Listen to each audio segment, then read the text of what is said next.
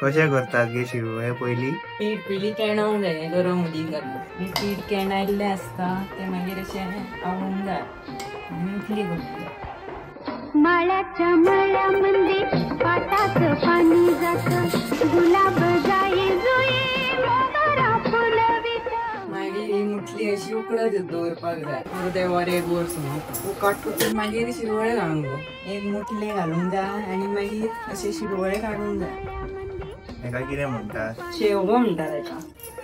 माळ्याच्या मळ्यामध्ये पाटाचं पाणी जातं, गुलाब जाई जुई मोगरा फुलवित। माळ्याच्या मळ्यामध्ये पाटाचं पाणी जातं।